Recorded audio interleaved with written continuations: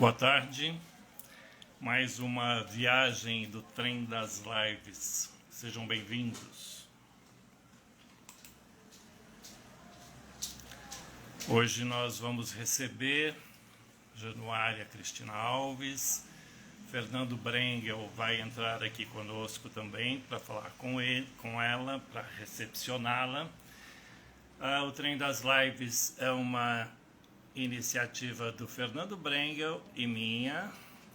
Estar aqui com todos vocês, obrigado pela presença. Então, vou chamar o Fernando Brengel. Tudo bom? Aí. Tudo bem? Tudo Boa jóia? tarde, Valdinho.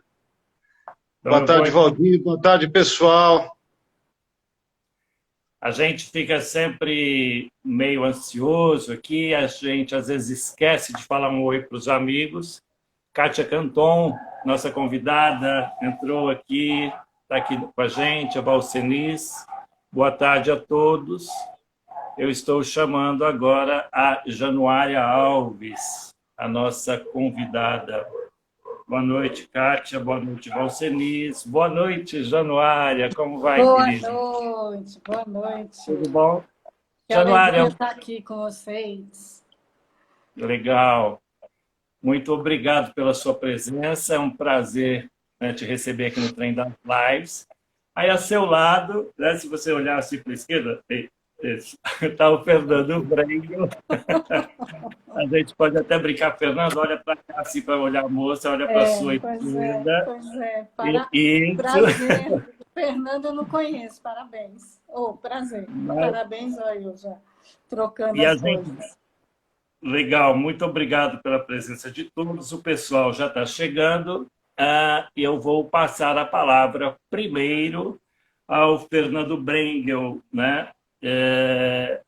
Ao mesmo tempo que eu vou dizendo uma boa tarde aqui para as pessoas, todas que estão entrando conosco para essa viagem do Trem das Lives com Januária Cristina Alves. Fernando, é com você. Januária, muito obrigado por você ter aceitado viajar com a gente. Esse programa é seu. Boa tarde a todos. Eu queria te fazer uma pergunta muito simples. Como é que você conheceu o Valdo? O Valdo me foi apresentado pela Sônia Cavantan. Eu conheci a Sônia há muitos anos, quando eu era repórter do Diário do Grande ABC, que eu cobria a cultura. E, enfim, tive uma empatia assim, por ela instantânea. E quando eu publiquei um livro que chama-se A História de Lampião Júnior e Maria Bonitinha, era um livro que vinha de algumas histórias que eu tinha escrito para o Bambalalão, da TV Cultura. Fiquei 4 anos sendo roteirista lá. Aí eu falei, Sônia, eu tinha muita vontade de transformar, né, esse livro numa peça de teatro. Vamos?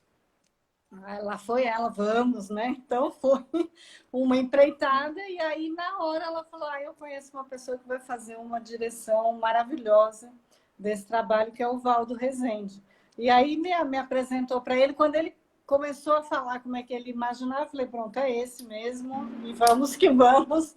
E foi uma peça de teatro que só nos deu alegria, né, Valdo? Foi um musical, ficou 2 ou 3 anos em cartaz, ainda viajou para o Nordeste. E, olha, Valdo, quando eu vi a escolha do Carlos Saldanha em Cidade Invisível, de fazer uma Iara negra, eu falei, alguém já teve essa ideia antes, né? A nossa Iara era negra, né? Era uma Maria preta, Tereza, linda, maravilhosa, linda. né? E aí, veja lá. Januária, essa foi a época que o Valdo andava de Mercedes com chofer, né? Porque foram 3 anos. Eu nunca vi uma produção infantil, porque é difícil o espetáculo infantil ficar tanto tempo. É verdade. Vocês estão de parabéns, porque foi uma coisa formidável. Eu conheci o Valdo um pouquinho depois. Aliás, você é pernambucana, né? Sim, de coração, né? Eu nasci aqui, mas morei lá dos 7 aos 21 anos e pai e mãe pernambucanos, avós pernambucanos, a minha raiz e o meu coração é pernambucano, não tenho nenhuma dúvida. Tem um pernambucano aqui entre nós que não está aqui, mas é amigo nosso. Otávio Carriello, que você também conhece. Ilustrou um livro meu também, porque o Carriello eu conheci pelo JAL, e a gente lançou um livro muito bonito, ele ilustrou com maestria, que eu gosto demais do trabalho dele, que chama-se Amor, Perdidos e Achados. Aí depois foi um livro que saiu de cartaz, e aí foi editado aí com outra programação visual e tal, mas eu gosto muito do trabalho que o Carriello fez com esse livro. E ele trabalhou com a gente no Sport Gang, comigo, com o Jal, com o Gual, que são, né, os criadores do HQ Mix, do maior prêmio de quadrinhos que a gente tem. E trabalhamos juntos também durante uns 4 ou 5 anos no Sport Gang, que foi a única publicação infantil até hoje a ganhar o prêmio Vladimir Herzog de Direitos Humanos. A gente ganhou por uma história em quadrinhos sobre a Guerra do Iraque. Feita, né, elaborada com os desenhos maravilhosos também do Henrique Kipper. Que, aliás, a gente tinha um time no Sport Gang que, olha, de dar inveja. Eu vou deixar você com o Valdo. Vamos ver se uns 2 dias dá para falar dos 60, mais de 60 livros que você lançou. Um beijo enorme, muito obrigado, Valdinho. Obrigada. Amigos, eu estou saindo e o Valdinho vai tocar essa live com a Januária. Obrigado, gente. Boa tarde. Obrigada a você. Muito prazer de conhecê-lo. Igualmente. Obrigado, Fernando. Fica aí com a gente. O Otávio também foi que fez o programa nosso. É verdade, isso mesmo. Eu estava lembrando dessa história da Yara, né, que a Maria Tereza fez, quando a gente conheceu nos testes para atores. Eu quero essa menina, que ela é muito linda. E agora eu vi no Cidade Invisível. Vamos começar direto pelo Cidade Invisível? Pode ser. Os atores e a própria produção, né, já divulgou que utilizou um dos seus livros, né, o abecedário dos personagens do folclore brasileiro. Como é que é ter isso na televisão, num seriado mundial? Como é que é ver esses personagens lá? É uma alegria imensa. Porque aí você olha e fala assim, não achei que fosse tão longe. Né? Mas eu brinco, inclusive com o Saldanha, que esse livro chegou na mão dele por obra desses personagens, entendeu? O Saci fez um rodamuinho e botou o livro lá na mão dele. Entendeu? E soprou, Curupira soprou no ouvido dele e assim foi. Porque, na verdade, eu acho que foi um encontro muito feliz. Ele, há tempos, queria fazer alguma coisa com o folclore brasileiro, que ele é muito ligado nas coisas do Brasil, né? Está há mais de 30 anos fora.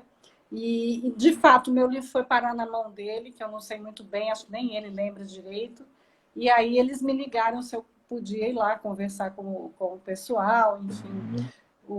E aí foi muito interessante, porque eu entrei numa produtora, uma mesa enorme, cheia de roteirista, e cada um segurando o livrinho assim na mão, né? Eu falei, gente... Vou mostrar o livro para o pessoal. Mostra a capa para o pessoal, bonitinho. É uma edição do Sesc da FTD.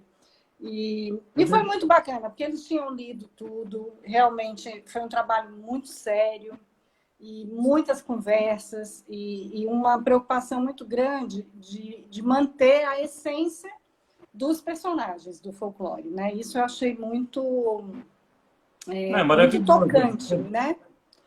E apesar de que, né, tinha que ter a licença poética dele, ele falou, vai todo mundo para o Rio de Janeiro, para Lapa. Eu falei, ótimo, coloque lá, porque esses personagens são todos nós. Eu fiquei imaginando, é óbvio que se eles estivessem aqui em São Paulo, eles iam morar na Bela Vista. E eu sei se eu disse. Não é puxando a sardinha para o meu lado, não. Mas onde eles morariam em São Paulo? Na Bela Vista, na Moca. Mas na Bela Vista é perfeito. E aí essa história de ter colocado os personagens na Lapa, Quer dizer, ao mesmo tempo que a gente vê todo o estranhamento, aquela questão da exclusão social, né? Uma coisa muito doida. E eles ali convivendo perfeitamente, maravilhosamente. Eu achei um livro maravilhoso, um trabalho maravilhoso. Estou aguardando essa segunda temporada. Eu quero começar, então, nosso papo, que a gente vai tentar um perfil, né, dentro desse tempo que a gente tem, dessa Januária, que eu conheço há tantos anos, e que estou feliz aqui em apresentar para os amigos que estão aqui conosco. A Jennifer está aqui, Rodrigo, né, o pessoal que está aí, boa tarde a todos. Como é que foi a sua infância? Né? Como é que esses personagens entraram na sua vida? Então, vamos lá, vamos... Né? Você já acabou de dizer para o Fernando que você nasceu aqui em São Paulo, mas eu não te vejo como se não fosse pernambucano. Ninguém me vê, que bom. Que bom.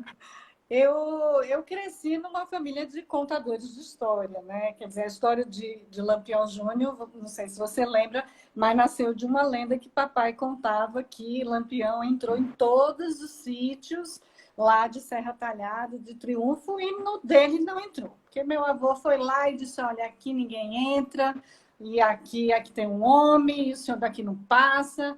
E aí Lampião teria dito ao meu avô, opa, gostei de um caba macho, aqui não vou entrar. Então, você imagina que era uma menina de 6, 7 anos escutar isso, né? Quer dizer, né? Meu avô, olha lá, bancou Lampião, né? Então, era uma casa muito cheia de histórias, né? A minha mãe, exímia contadora de histórias, e tinha uma imaginação muito fértil. Eu lembro uma das primeiras cenas da minha infância, a gente deitado num carro de boi, embaixo de uma primavera grande que tinha no sítio do meu avô, e minha mãe dizendo, olha o zóio da Cuca, tá vendo? Ela tá ali, ela tá olhando a gente. Aí, ventava, ela dizia, olha o Saci, tá chegando naquele rodamuinho. Então, sei mais como é que eu ia fazer na vida. Eu tinha que imaginar as coisas, não tinha muito jeito. Então, eu acho que eu fui muito, muito feliz por ter tido esse contato. Quando eu aprendi a ler, aí foi uma festa, porque eu não precisava mais pedir para ninguém ler as histórias para mim, né? E aí fui colecionando todas essas lendas, todas essas histórias e cresci, quer dizer, fui depois para Recife, e entrei num caldo cultural, num grupo de amigos, jornalistas, muito pernambucanos, daqueles que vestem a camiseta com a bandeira de Pernambuco. Então, aprendi a me orgulhar, né, de tudo isso, a achar que isso fazia parte de mim, né? E isso eu acho muito importante. Ô, Januária, o Cariello já está aqui conosco. Boa tarde, Tavinho. Cariello, beijo. É sempre Tavinho. A Marluce também está conosco. A Marluce está lá em Minas. A Simone, que é a nossa, que já uma professora, já esteve aqui conosco também. Boa tarde. Marcelo Abud também. Ô, Marcelo. Marcelo, está tudo aí. Boa tarde, Marcelo, para o Marcelo.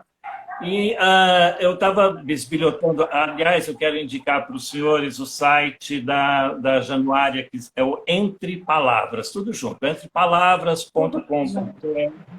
Temos além da sinopse dos livros dela, nós temos lá os artigos que a Januária escreveu.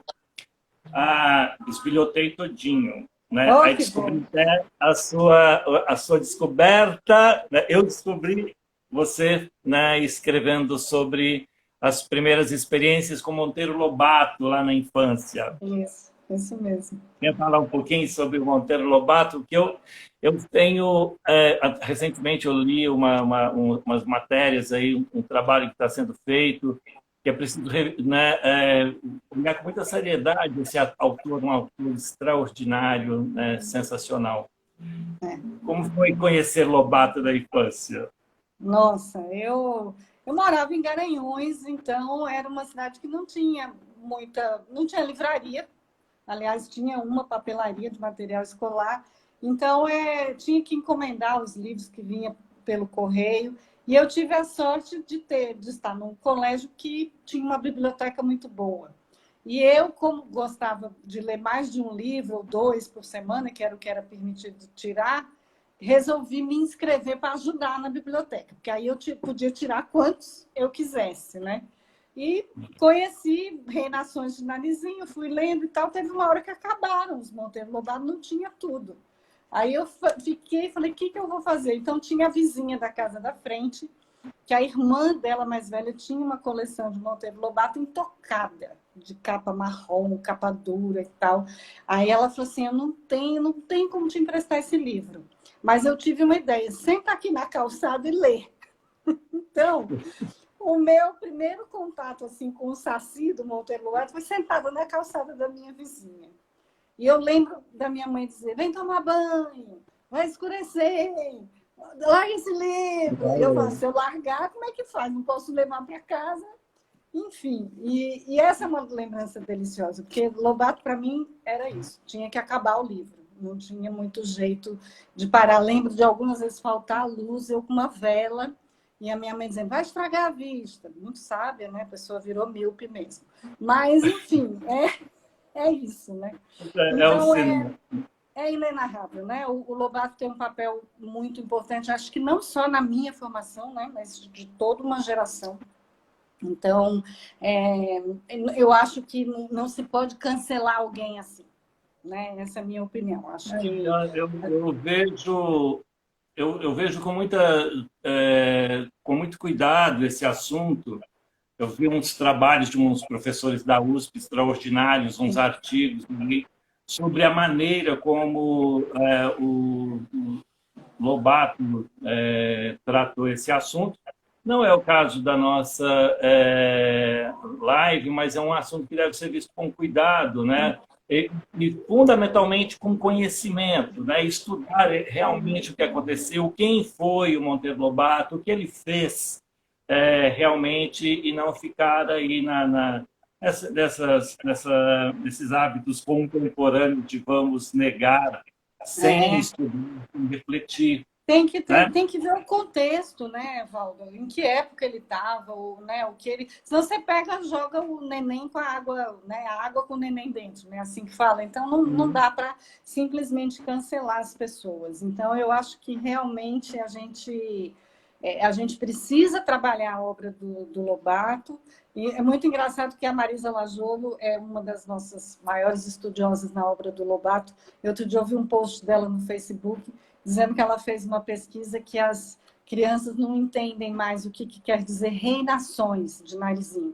Elas acham que elas vão ler o livro e vão encontrar o reino da Narizinho. Então ela fala assim, quer dizer, porque reinar na nossa época era traquinar, né? A fulana está reinando, né?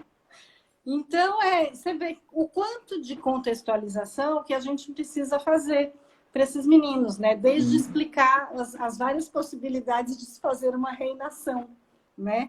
Então, que dirá a questão da tia Anastácia e, enfim, do tio Barnabé, que não havia nenhum tipo de intenção dele de diminuir, né, os negros e tal. Não era por aí. Eu queria abordar um pouco mais dos seus artigos, né? Mais uma vez, só a gente está comentando aqui alguns assuntos que a Januária trata nos artigos, que a Januária, além de escritora, é uma grande jornalista, né? O grande é por sua conta, mas eu gosto. As entrevistas são ótimas, os textos são excelentes, né? E temos uma carreira de responsa, né, dona Janu? Então, um orgulho para a gente você estar aqui. A gente vai falar um pouquinho sobre a questão da Alfa, né? Você é representante da GAP1000, é isso? É GAP1000 o grupo de alfabetização midiática e informacional da Unesco.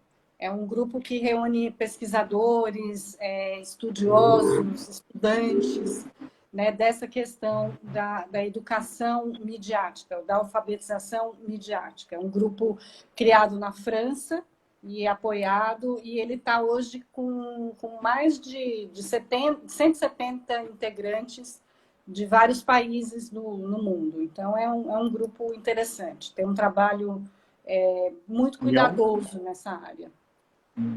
É um trabalho necessário, né? Porque a gente vive, também continuando a comentar os textos aqui do site da Januária, a gente tem aí acho que todas as pessoas constatam facilmente o quanto nós estamos envolvidos com a internet a partir desse advento dessa pandemia triste pelo qual nós estamos passando. Então, nós temos um grande número, um imenso número de pessoas que passaram a buscar informação, né? E aí a gente entra na questão da educação midiática, que a Januária tem trabalhado muito, né? E aí eu te pergunto, né? Como é que a gente pode contribuir para que as pessoas venham a ter uma visão crítica, né, em relação ao que elas encontram na internet? Qual é o caminho que você sugere? Longo caminho, né? Longo caminho. Eu fico muito feliz de estar falando com um professor. Isso eu acho muito bacana. Você está em sala de aula, você sabe que um leitor crítico, ele não se forma por mágica, né? Por querência. Um leitor crítico tem um trabalho grande para ser feito, né? Então, eu acho que a primeira coisa é entender que a questão da leitura do mundo, ela é muito mais ampla do que a leitura da mídia. A mídia, como diz a própria palavra, ela está no meio. Então, a gente vive mediado. Não tem jeito, né? A gente não tem como saber tudo o que acontece no mundo. Então, a gente acaba acessando aquilo que alguém selecionou para a gente. Então, essa história de a verdade, né? Por isso que se fala tanto em pós-verdade, né? Ela é, na verdade, um recorte daquilo que alguém faz baseado em determinados critérios, interesses, né? Tem uma gama de questões envolvidas até que a notícia chegue para a gente. Então, eu penso que a primeira coisa interessante da gente fazer com criança e jovem é conversar exatamente sobre isso. Na minha tese de mestrado, eu peguei 2 grupos de crianças, eu trabalhei o uso do jornal em sala de aula há 30 anos atrás, e depois disso eu entrei na Folha, que tinha um programa muito bom, chamado Folha Educação, destinado exatamente à formação de professores para trabalhar naquela ocasião com jornal impresso, em sala de aula. E esses 2 grupos assim, foram muito interessantes, eram grupos com idades semelhantes, mas condições sociais extremamente opostas, né? Eu trabalhei com Avenida Paulista e Capão Redondo, então fui lá com essas crianças para a gente construir um jornal juntos, né? E era muito interessante, porque ao longo desse processo eles foram descobrindo como é que se escolhia as notícias, como é que as notícias iam parar nos jornais, né? Eu lembro muito bem de uma menininha que ela falou assim, eu vou fazer uma reportagem só entrevistando mães que são contra bater nos filhos, porque a minha bate em mim, quem sabe eu faço a matéria, ela vai ler, vai ficar com vergonha e não vai me bater mais, né? Então, eu falei, gente, e aí, você acha que isso acontece, que tem lá no jornal alguém que faz uma matéria e fala assim, vou só entrevistar gente que vai dizer o que eu quero que a pessoa diga?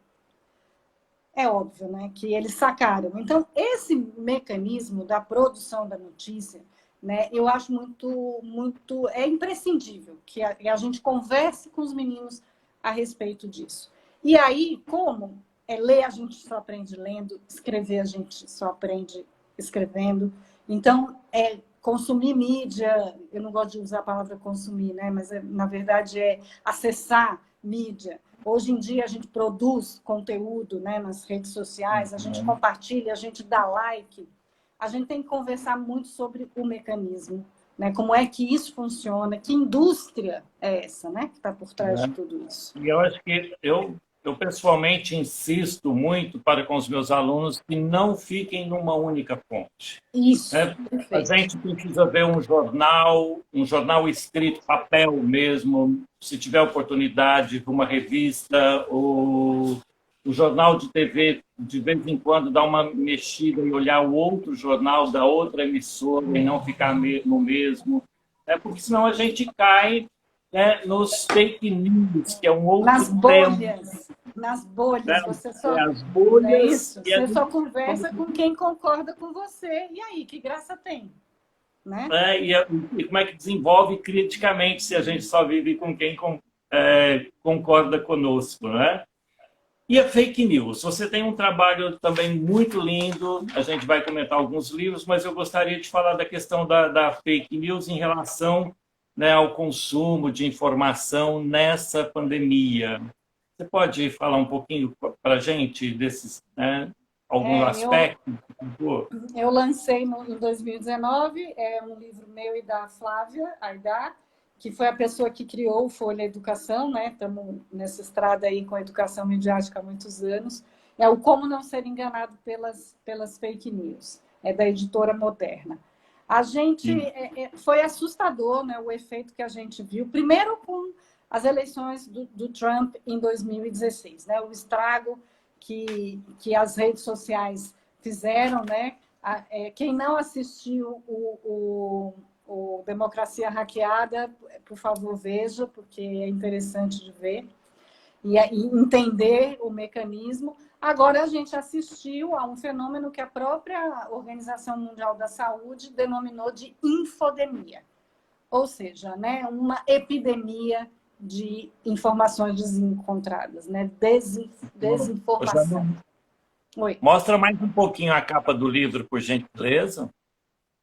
Aí, como não ser enganado pelas fake news. Isso. E aí a gente... E aí, assim, um horror isso, né? As pessoas morrendo porque alguém noticiou que era bom beber água sanitária e aí vai lá e bebe água sanitária, né? Então, é muito grave, né? As consequências das fake news, quer dizer, a gente vê pessoas que foram mortas, né? É uma coisa mais séria do que parece, porque a gente sabe que uma notícia falsa tem 70% mais chances de ser multiplicada do que uma verdadeira. E depois que ela está no ar, ela tem somente 30% de ser reconhecida como fake. Do resto, está na rede, é peixe, né? Então, é um dano gravíssimo, né? Hoje eu estava pensando sobre esse assunto, refletindo sobre o que nós conversaríamos, e me veio à cabeça a história do Santos Dumont, né, que criou o avião e o ser humano resolveu jogar a bomba. Aí tem um grupo de pessoas, né, que ao longo de 10, 15, 30 anos aí foram desenvolvendo todo esse processo que chegou na internet, e nós tivemos a fake news. O ser humano parece que sempre vai, né, tem alguém que joga para frente, tem alguém que joga para o lado, né, do mal. Difícil, do mal, né? Que coisa horrorosa, né? E aí eu quero voltar, então, vamos falar um pouquinho dos seus livros, né? A gente falou desse Como Não Ser Enganado pelas Fake News, tá? E eu quero voltar aqui, então, passar essa parte da live. Agora a gente vai comentar alguns livros seus, tá bom? Tá bom. O site da Januária, ela é muito, muito chique. Você tem, assim, sessões... como a Januária tem 60 textos publicados, mais que 60 publicados, viu? Márcio Valderez, que está letrando aqui com a gente, Ellen, né? Norma... Ok, boa tarde para todos. A Januária tem dezenas de livros publicados. Eles estão separados por seções. Você pode ver todos os livros, mas para você que é pai ou queira dar um presente para alguém, o livro está ali. Assim, as seções são para o leitor iniciante, para o leitor em processo, para o leitor fluente, para o leitor crítico. Esse livro que a gente comentou agora está na categoria os novos lançamentos da Januária, mas que serve bem para a questão do leitor crítico. Né? O leitor crítico, você fez um livro belíssimo, que também foi beneficiado pelo PROAC, certo? Que é o Crônica de Papel. Eu tirei eles da ordem todinhos aqui, né, Januária? Não tem problema. Tá? A gente vai... Crônica de Papel, Razões para Gostar de Ler. Vamos falar um pouquinho sobre esse livro, Crônicas de Papel, Razões para Gostar de Ler, por favor. É um livro que está na Mercúrio Jovem, E é um livro muito querido. Primeiro que eu nunca tinha ganho, né, nenhum tipo de benefício para escrever um livro, né? O que a gente já acha lindo, né? Alguém te paga para você fazer o que você mais gosta. Normalmente não é assim que acontece. A gente investe muito tempo e energia para o livro sair, depois aí a gente espera que ele venda, né? Cruzando bem os dedos. O Crônicas de Papel, na verdade, é uma homenagem minha à leitura, né? Eu criei uma personagem e isso de a Elis, ela surgiu das minhas visitas às escolas, né? E, enfim, conversando com os professores e todo mundo dizia: esses meninos não têm razão para gostar de ler. Eles não encontram conexão a realidade deles. Eu chegava nas escolas, tinha uns assim, umas palestras. Aí eu falava, mas tira a mão do queixo, vamos. Ai, ler é chato. Ler é muito chato, eu prefiro ver um filme, eu prefiro isso. E essa coisa, eu falei, bom, vamos ver como é que a Elis pode traçar um percurso de descobrir que ler não é chato, né? Que tem muitos bons motivos para a gente gostar de ler. E aí a Elis tem uma grande amiga, que é muito boa leitora, e que até uma certa hora ela inveja um pouco, porque ela fala assim, nossa, ela fica horas com a cara enfiada dentro daquele livro e não liga para mais ninguém, eu não consigo encontrar, né, esse prazer. E tem um pai e uma mãe que também são muito bons leitores, né? Então é a história do percurso dela descobrindo frases, trechos, né, de livros clássicos. Ela encontra com os gibis do Maurício de Souza, porque eu acho que é isso também. A descoberta da leitura ela pode vir por N caminhos, né? Nunca, não Passa é? por Disney, passa pelo Maurício de Souza, pela Marvel, passa por tudo isso, né? Com Né? certeza. Temos, assim, realmente uma infinidade de razões para nos aproximarmos dos livros. Então, assim, é um livro muito, muito querido e é um livro que também tem me dado muitas alegrias. Eu tenho um retorno muito bacana, principalmente dos professores, que aí eles falam que a Elisa é uma personagem muito próxima dos meninos, então eles ficam sempre muito encafifados se eles não têm que fazer um percurso, no mínimo, né, semelhante ao que ela se propôs a fazer para descobrir os livros. Então, Januária, a gente sabe, né, a gente que gosta de escrever, né, que a gente acaba utilizando alguns momentos da vida da gente, algumas situações, né, e você usou isso de uma maneira muito linda e suave, com Minha Chupeta Virou uma Estrela. Vamos contar esse livro e a história do livro para as pessoas? Olha, é um livro também muito querido. O Minha Chupeta Virou uma Estrela está sendo agora lançado novamente pela Somos Educação. Então, quem quiser entrar no site do Coletivo Leitor vai encontrar já uma degustação do livro. E aí, agora, ele vai traçar uma outra trajetória, porque ele foi inicialmente lançado pela Leia. E também é um livro que me orgulhou muito, porque ele entrou num programa nacional, o programa da Fundação Itaú Social, que chama Leia para uma Criança. Então, é uma chance incrível de você chegar nos 4 cantos do país. Eu tenho gente que leu esse livro, assim, literalmente do Oiapoque ao Chuí. Eu encontro gente que fala, eu conheço, eu vi, eu li. E é um livro, assim, que as mães gostam muito, né? Porque, na verdade, a história que angustia muitas mães e muitos pais, né? Como que eu vou tirar a chupeta do meu filho, né? E a história do meu filho mais velho, do Pedro, que era muito danado e estava brincando de gangorra, bateu o dente na gangorra e tome sangue, leva na dentista e tal. E ela fala, olha, é dente de leite, mas se essa chupeta ficar impactando esse dente, vai prejudicar o dente que vai vir, né? Imagina, o menino com 3 anos, a gente explicando isso para ele e tal. O Pedro sempre foi um menino muito inteligente e tal, mas ele olhava assim, como quem diz, bom, e aí, mas não vai ter chupeta mais? Ele tinha uma chupeta verde enorme, assim, que ele gostava. E aí toca que fiquei quase morrendo e tal. O meu marido é muito mais tranquilo do que eu. Falei assim, não, vamos, né? Vamos trabalhar a retirada da chupeta do Pedro. E aí a gente inventou essa história, né? Eu e ele, de levar ele para o parque, tinha uns patos lá no Ibirapuera que ele dava pão, e aí a gente inventou que a gente ia dar pão para o pato, e aí ia dar chupeta, e o pato era mágico, e o pato ia transformar essa chupeta numa estrela, e quando ele tivesse saudade da chupeta, era para ele olhar para o céu que a chupeta ia estar lá. E aí toca o meu marido Rubens passear com o Pedro de noite, porque ele só dormia com a chupeta, olhando para o céu, tentando achar a tal da estrela e tal, e coisa. Enfim, ele sofreu, mas a gente sofreu um pouco menos, né, de tentar fazer essa transição. E eu acho que é uma história sobre isso também, né? Em como é que a gente pode transformar os problemas, as dores, né? Numa história bonita para a gente lembrar, né? Uma história que ele lembra, apesar de ser pequeno, mas vagamente ele lembra dessa chupeta.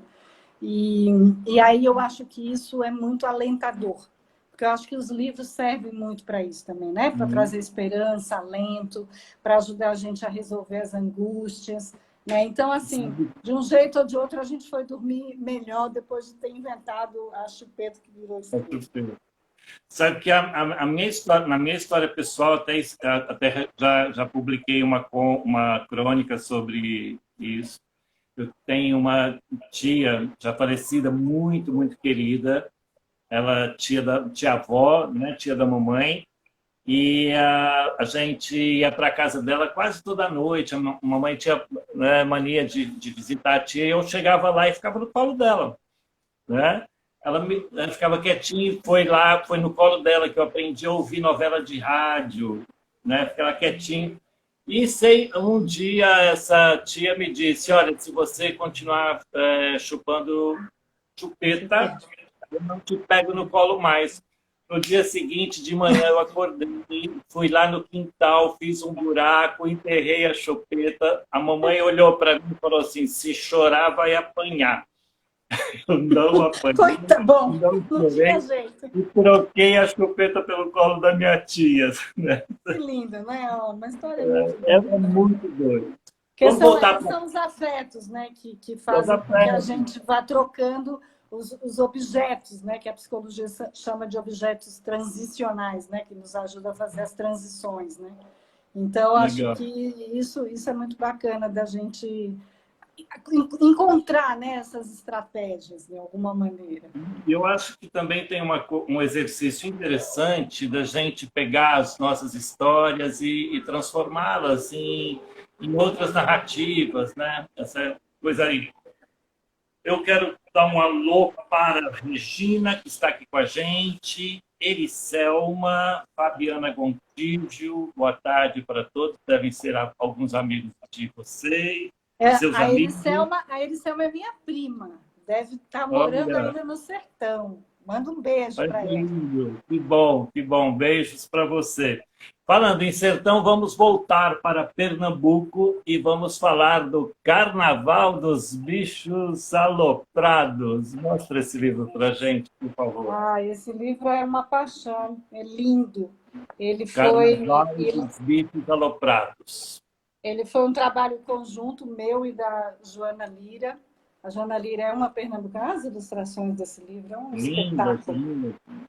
E a Joana Lira é uma pernambucana que durante mais de 10 anos fez a decoração do Carnaval de Rua de Recife. Então, imagine, né? Aqueles bonecos imensos, enormes, que enfeitavam as ruas. Então, é uma carnavalesca apaixonada e hoje em dia já tem um nome internacional. Ela fez todo o design das embalagens da L'Occitane, da linha deles brasileira.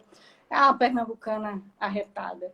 E a ideia era fazer uma homenagem, né, ao Carnaval de Pernambuco. Eu, ao contrário dela, sempre gostei mais de ver o Carnaval do que de brincar. Ela ia lá para o meio do povo e eu gostava de ver as fantasias, ver como é que que eles dançavam, entender, né, as tradições.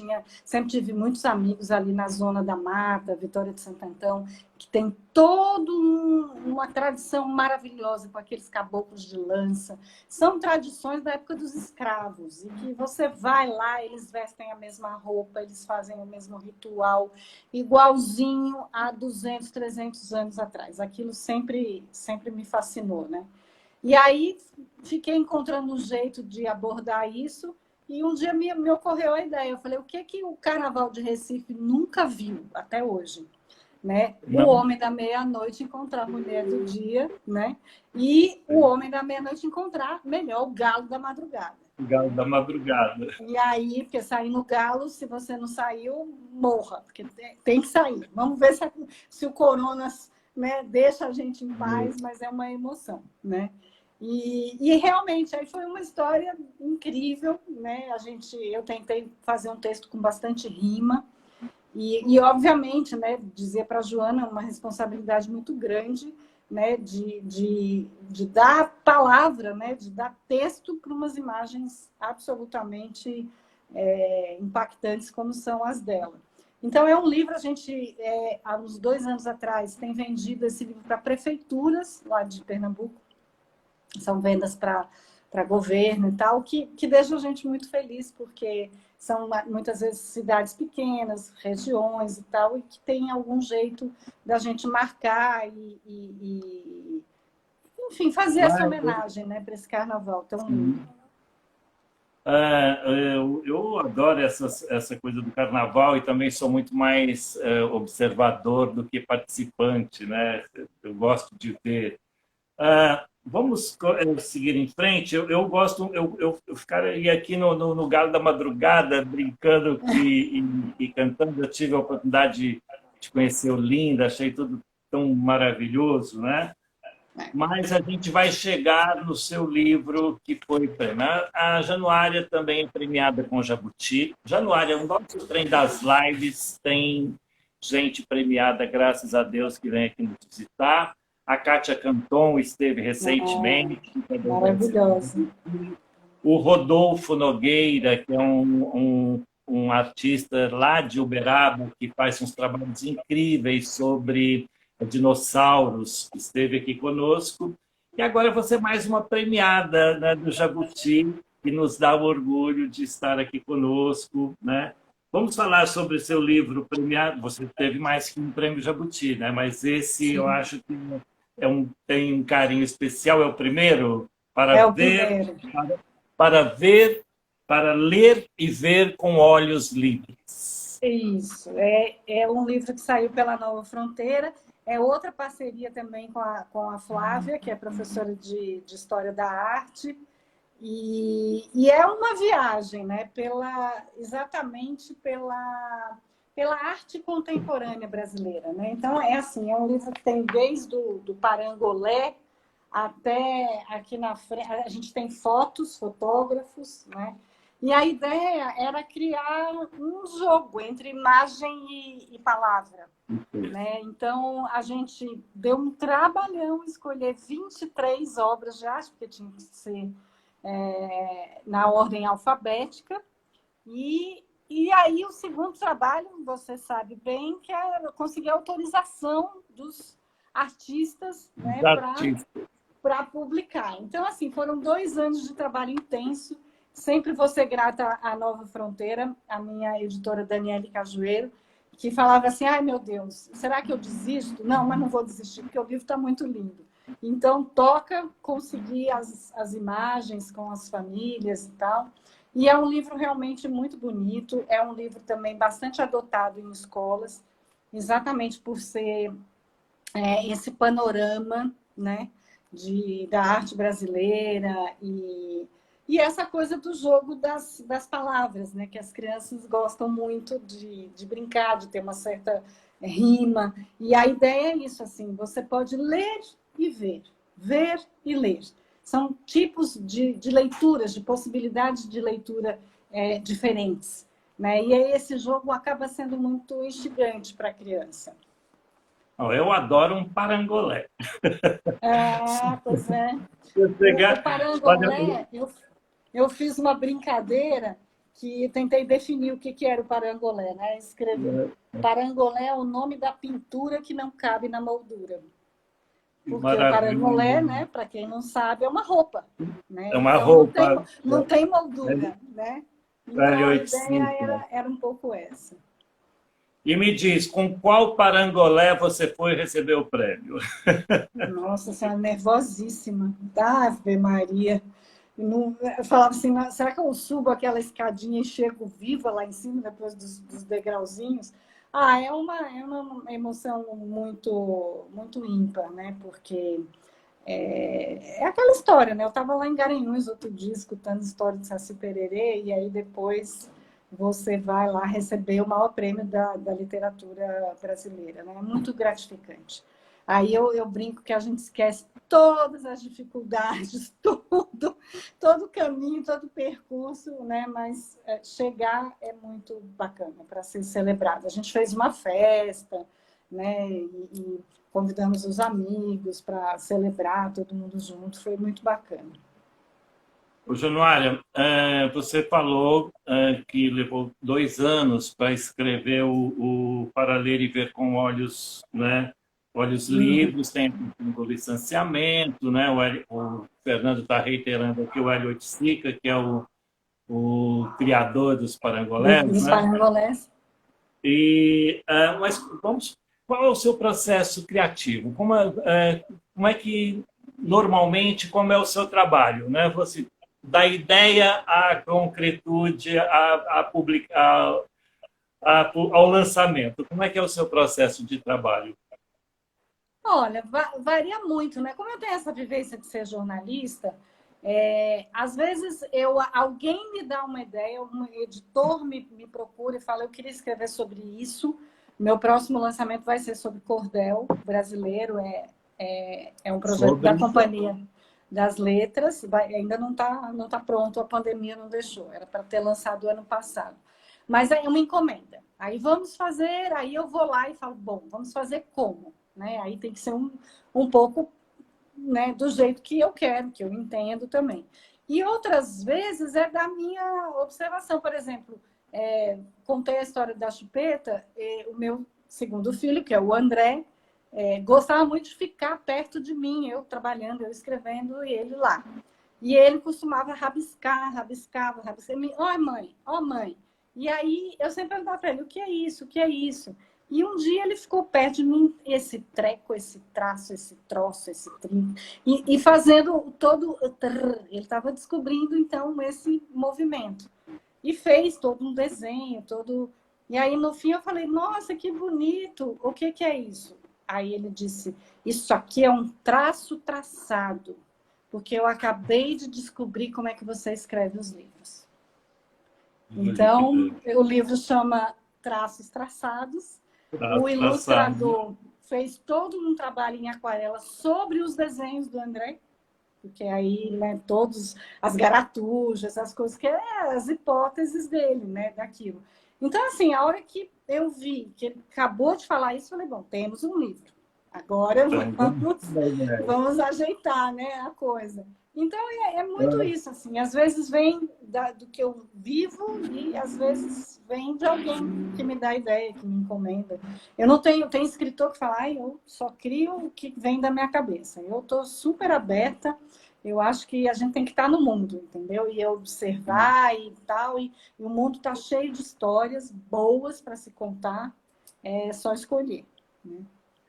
Gorete Moura está conosco. Cláudia, minha amiga de Recife. Gorete, beijo. Um beijo para Gorete Moura, para Cláudia Bouma.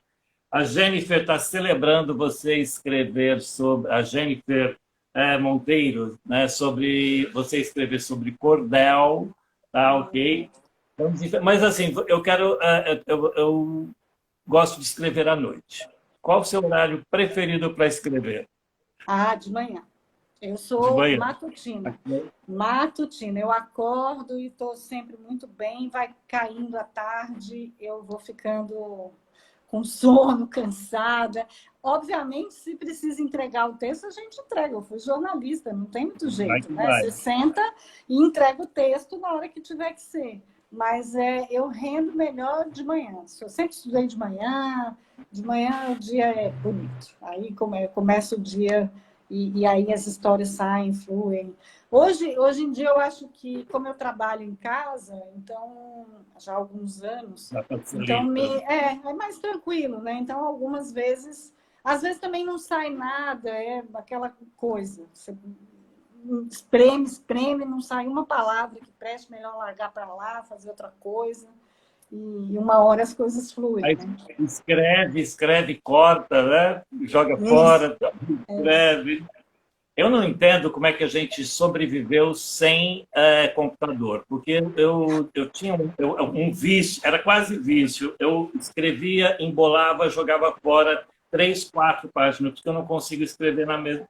Aí, graças a Deus, surgiu o computador e a gente escreve, reescreve, mas perde toda essa coisa. Nossa, eu lembro daquele corretor que tinha na máquina de escrever. Aquilo já foi tudo de bom, né? Pra você poder apagar na própria máquina, né? Porque senão era na borrachinha, assim, que apagava. Nossa, aquilo era infernal.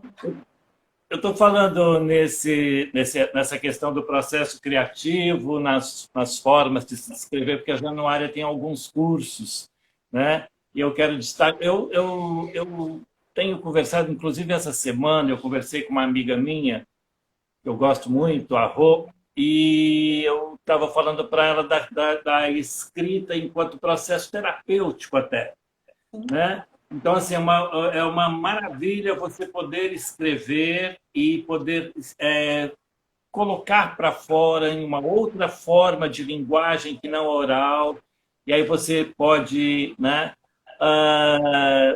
enfim, olhar seu problema de longe, né? Ali, se distancia dele, ou você burila esse negócio todo. Nos seus cursos, você tem um storytelling para mulheres. Eu queria que você falasse sobre esse curso para a gente. Pois é, o storytelling nada mais é do que uma palavra bonita para a arte de contar histórias, né? Aí se desenvolveu uma técnica e tal, eu fui lá fazer uma formação. Mas o meu contato, principalmente com as histórias do folclore, com as histórias né, as narrativas orais, me fez olhar muito para essa questão das personagens femininas, né? Como é que elas são retratadas, né? No folclore brasileiro, por exemplo, de frágeis elas não têm nada, né? Eu falo que se olhar no folclore brasileiro não extrai uma princesa Disney, não há condição. São mulheres muito fortes, muito, né, muito empoderadas e tal. Tem a própria figura da Sherazade, que é fascinante, uma mulher que vence a morte, né, por causa das suas histórias. E eu enfim, comecei a pensar muito nisso. Falei, acho que a mulher precisa também pensar como é que ela é retratada nessas histórias e, principalmente, como é que ela pode reescrever a sua história como mulher, né? Porque a gente tem esse compromisso também, né? Nós seremos inspiração para as que virão depois de nós, né? Que história queremos escrever, que história queremos deixar sobre nós, né? Seremos vítimas, seremos coitadas, seremos empoderadas, ou tudo isso junto? Eu tenho eu tenho um questionamento que eu faço em sala de aula com muita frequência. Eu vou dar um exemplo aqui sem citar nomes, né? Mas eu estou querendo esse exemplo em função da falta que faz você contar histórias para o seu filho, a própria história da família. Então, aqui me dando um alerta de tempo. E eu conheço uma pessoa que, assim, o avô nasceu em Hiroshima. Ela me contando assim, eu questionando a aluna, e aí? Meu avô nasceu em Hiroshima e minha avó nasceu em Nagasaki. E eles vieram para o Brasil. E eu fiquei assim, você tem uma história de um avô nasceu numa bomba atômica, sobrevivente da bomba atômica numa cidade, a avó da outra, e você... E ela ficou me olhando assim... Qual a importância de contar histórias para os filhos? Antes, eu só queria dar um alô para o Rafael Soares, a Rosângela Masco, que é também escritora e que está aqui conosco. Desculpa. Imagina. Eu acho que tem um trabalho é essencial para a gente fazer. Todos somos contadores de história. Eu já dei muita oficina de escrita criativa, em condições de comunidades muito, muito, muito, muito carentes. E os meninos, algumas vezes, dizem, mas a minha história não tem nada para se contar. Eu vou de ônibus para a escola, eu trabalho, eu batalho, eu não tenho final de semana, eu isso. E a gente vai construindo, né, essa história, inclusive recheada dessas pequenas coisas, né? Porque a vida é essa. E a história dos nossos antepassados, dos nossos parentes próximos, é muito... Eu me fico ressentido de que alguns alunos não sabem o nome da escola onde o pai estudou. Ou a mãe, entendeu? Sabe? Os avós, então... Né? Então, assim, ou nós construímos uma narrativa familiar, ou nós, né, vamos deixando que a televisão e que os meios de comunicação, que a internet criem essas narrativas para a gente. Januária, a gente está chegando ao fim. Pois é. Eu estou adorando. Eu quero saber dos seus projetos, então. Vamos partir para os nossos últimos minutos. Quais são os seus projetos para os próximos, né, meses, o próximo ano? Primeiro, rezar que se volte a publicar livros, né? As editoras estão com receio e a gente sabe que realmente está um momento difícil, mas tem o Cordel, tem um livro super bacana que eu vou lançar por uma editora que chama Dentro da História, com adivinhas e tal. É um livro que a criança pode colocar o nome dela no livro, que é muito bacana. Estou lançando uma coleção nova também, que é uma coleção que fala das diferenças, né? Então, acho que isso vai vir num bom momento, né, para a gente. E continuo com a minha coleção da Moderna, convidando autores para escrever a informação em diálogo. Já ganhamos um jabuti com essa coleção, então esse ano tem sobre gênero, que vai ser um tema bacana. E não paro, não. Estou aqui escrevendo meus artigos pela educação midiática e assim vamos. Então, eu quero te agradecer. Primeiro, antes de te agradecer, eu quero dar um alô aqui para as pessoas, que nós estamos no YouTube, subindo os vídeos. Aos poucos, logo, logo a gente sobe o da Januária também. Essa live vai ficar, o vídeo vai ficar disponível aqui no IGTV.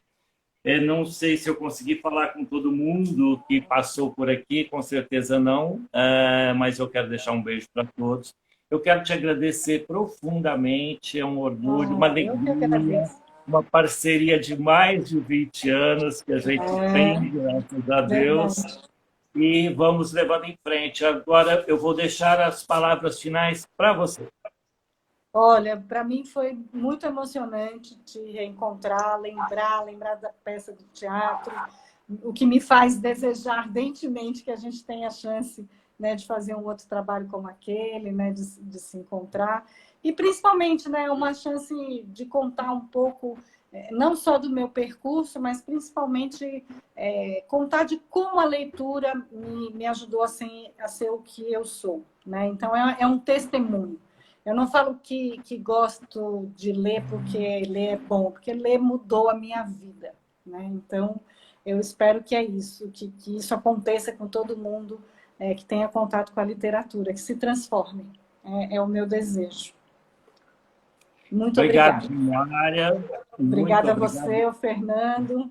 Beijo, Carielo. Beijo. O Carielo está aí, né, dando um beijo para a gente. Valdereza. Valdereza é minha irmã, lá de Uberaba, dando um beijo aqui para nós. Delícias, mineirinhos. A gente se vê oportunamente. Muito obrigado, querida. Agora a gente vai se despedir. Boa noite a todos. Boa noite a todos. Obrigada. Lives, domingo que vem, às 18 horas, com a condução pelo Fernando Brengel. Boa tarde a todos. Beijo, Janine. Boa tarde, beijo, obrigada. Nada, tchau, tchau.